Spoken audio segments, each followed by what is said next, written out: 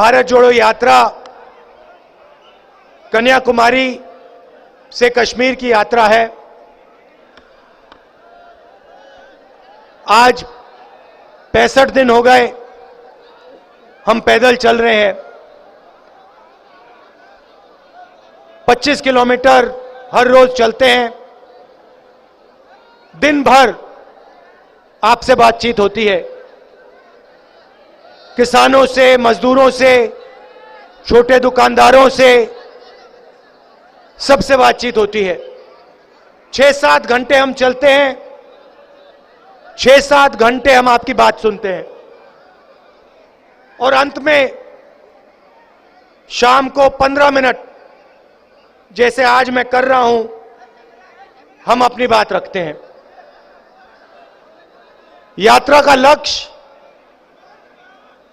जो बीजेपी के लोगों ने, आरएसएस के लोगों ने हिंदुस्तान में नफरत, हिंसा और डर फैला रखा है, उसके खिलाफ आवाज उठाना, उसके खिलाफ खड़ा होना है। भाइयों और बहनों, इन सड़कों पे मुझसे हजारों युवा मिले हैं और उन सब से मैं पूछता हूं, क्या पढ़ रहे हो?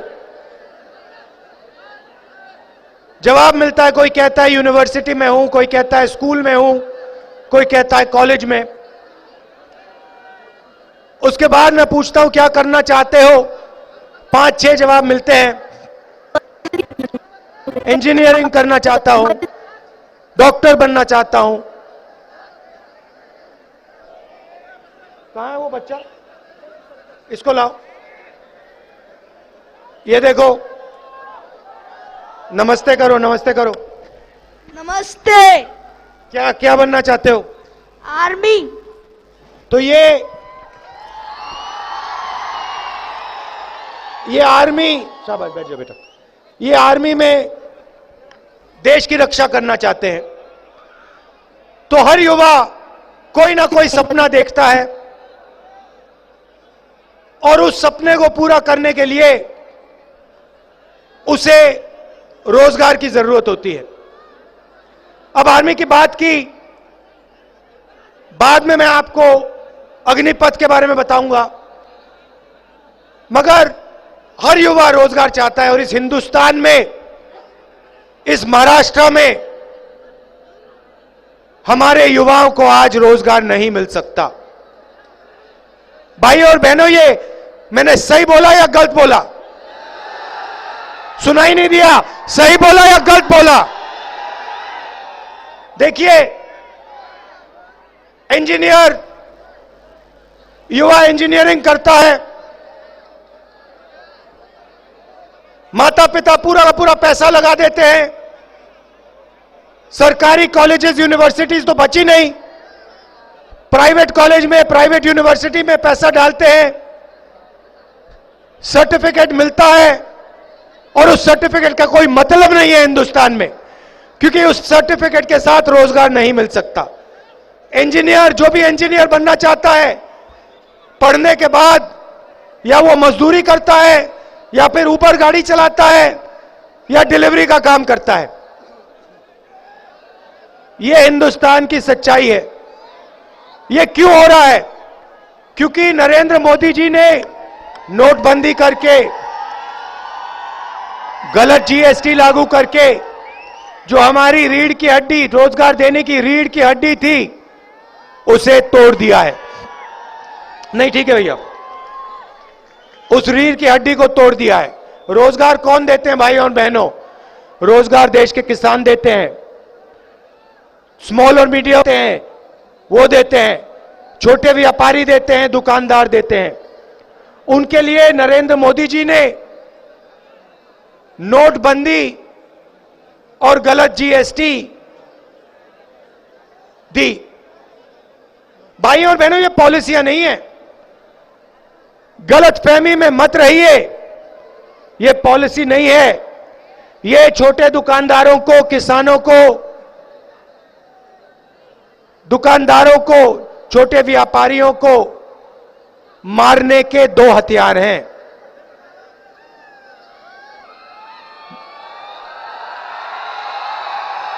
इनको खत्म करने के दो हथियार हैं।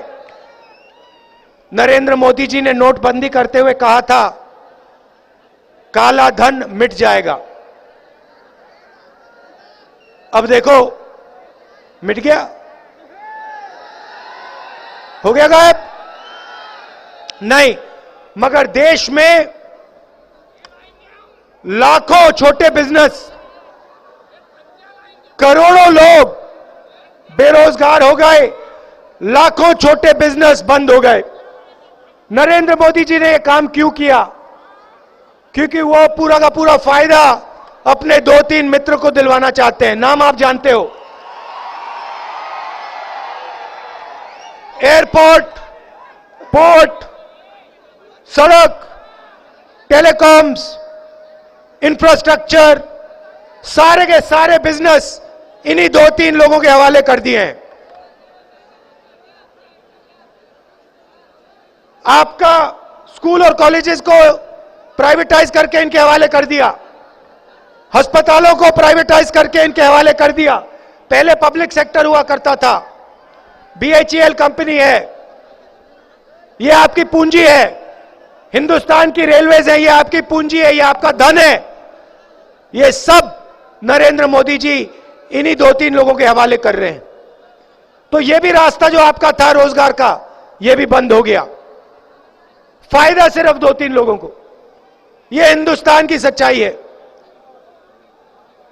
किसानों की बात करो, उनका कर्जा कभी माफ नहीं हो सकता। अरबपतियों का कर्जा माफ हो जाएगा, मगर किसानों का कर्जा माफ नहीं हो सकता। भाई और बहनों, मुझे एक बात समझा दो, मुझे एक बात समझ नहीं आई। अरबपति बैंक से पैसा लेता है, अरबपति बैंक से पैसा लेता है, वापस नहीं दे पाता, तो लोग कहते हैं नॉन परफॉर्मिंग एसेट है। भैया शांत हो जाओ 2 मिनट। लोग कहते हैं, सरकार के लोग, ब्यूरोक्रेसी के लोग कहते हैं नॉन परफॉर्मिंग एसेट है। मगर अगर किसान, अच्छा वो कर्जा लेते हैं लाखों करोड़ का, लाखों करोड़ का कर्जा वापस नहीं देते, माफ हो जाता है, उनके बारे में कहते हैं भैया ये तो नॉन परफॉर्मिंग एसेट है। मगर किसान 50,000 रुपए का लोन लेता है, लाख रुपए का लोन लेता है, उसको नॉन परफॉर्मिंग एसेट नहीं कहते, उसको कहते हैं ये डिफॉल्टर है।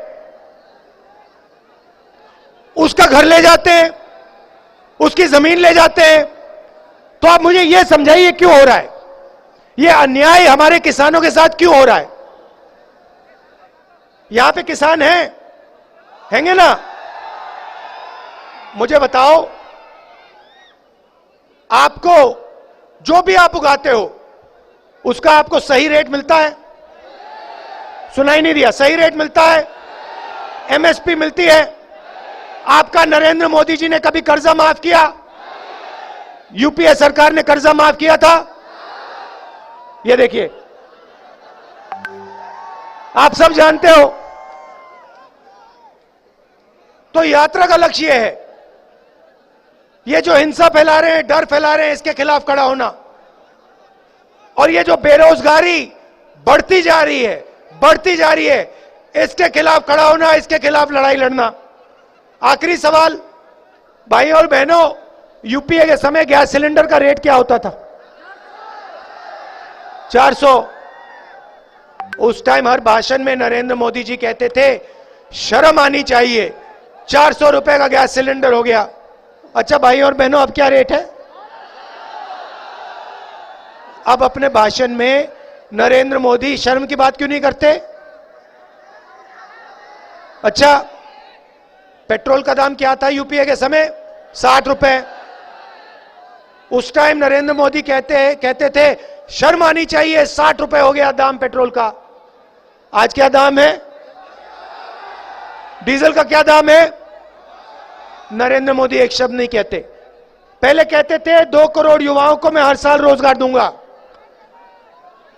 पता लगा करोड़ों लोगों को बेरोजगार कर दिया नोटबंदी और GST लागू करके। एक भाषण में रोजगार की बात नहीं करते। आप सुनो उनके भाषण, रोजगार शब्द नहीं सुनाई देगा, बेरोजगारी शब्द नहीं सुनाई देगा, महंगाई शब्द नहीं सुनाई देगा, और आप बीच में पिस रहे हो। बेरोजगारी और महंगाई के बीच में हिंदुस्तान का गरीब, हिंदुस्तान का किसान, हिंदुस्तान का मजदूर, छोटा दुकानदार पिसे जा रहे हैं सब। यह सच्चाई है। इसलिए हमने ये यात्रा कन्याकुमारी से कश्मीर तक शुरू की है। और मैं आपको बता रहा हूं, देखो एक बात समझ लो, ये जो तिरंगा है ना, ये श्रीनगर में जाके हम इसको लहराएंगे, कोई नहीं रोक पाएगा, कोई तूफान, कोई आंधी कुछ नहीं रोक पाएगा। ये झंडा, ये तिरंगा वहां पे जाके लहराएगा। ये दिखाओ सामने लाके।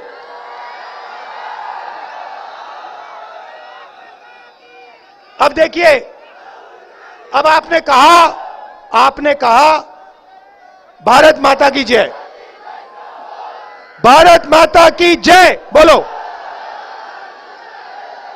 अच्छा ये सब अच्छा भैया झंडे को आगे लाइए। ये देखिए, ये देश का झंडा है, इसको आप पहचानते हो ना?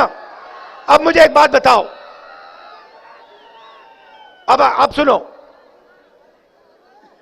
अगर देश को बांटा जाता है,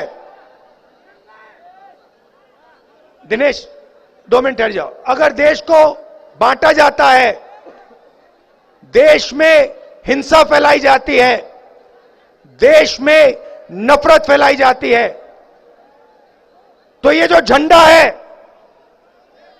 ये जो झंडे की सोच है, ये मजबूत होती है या कमजोर होती है? कमजोर।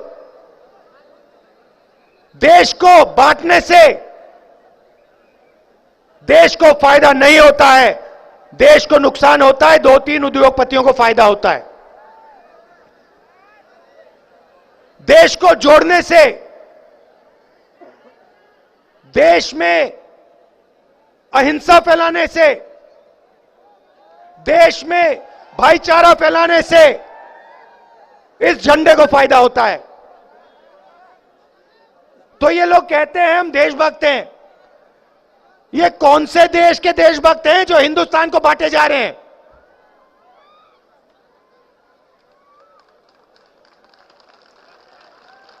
आप किसी भी परिवार को बांटो, किसी भी परिवार को बांटो, भाई को भाई से लड़ा दो, परिवार का फायदा होता है या नुकसान? पिता को बेटे से लड़ा दो, फायदा होता है नुकसान? भाई को बहन से लड़ा दो, फायदा होता है या नुकसान? तो फिर देश को बांटने से फायदा कैसे होगा?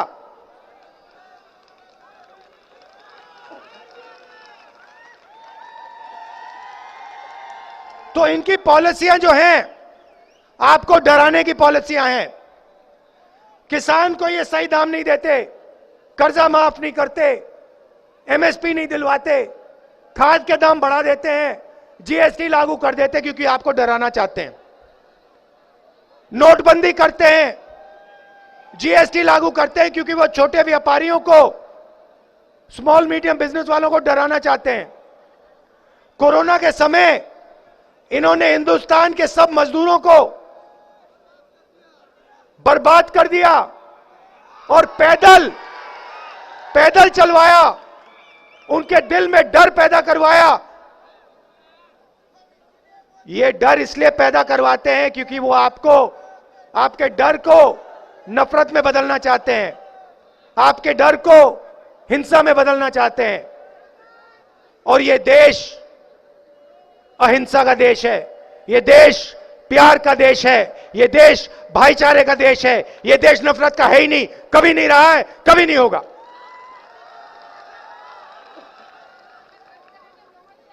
तो ये मेरा आपके लिए मैसेज था। आप हमें यात्रा में आपने पूरा का पूरा प्यार दिया, पूरा का पूरा आपने प्यार दे दिया, पूरा का पूरा भरोसा दे दिया, पूरा का पूरा सपोर्ट दे दिया। इसके लिए मैं आपको दिल से धन्यवाद करना चाहता हूं। देखिए 25 किलोमीटर चले हैं हम आज, 25 किलोमीटर चला हूं, ये सब चले हैं। इनका चेहरा देख लो, ये थके हुए लग रहे हैं क्या? मैं थका हुआ लग रहा हूं क्या? ना। क्यों? क्योंकि हम अपनी शक्ति का प्रयोग नहीं कर रहे हैं, आपकी शक्ति का प्रयोग कर रहे हैं। आप हमारी मदद कर रहे हो, इसके लिए आप सबको दिल से धन्यवाद। नमस्कार, जय हिंद।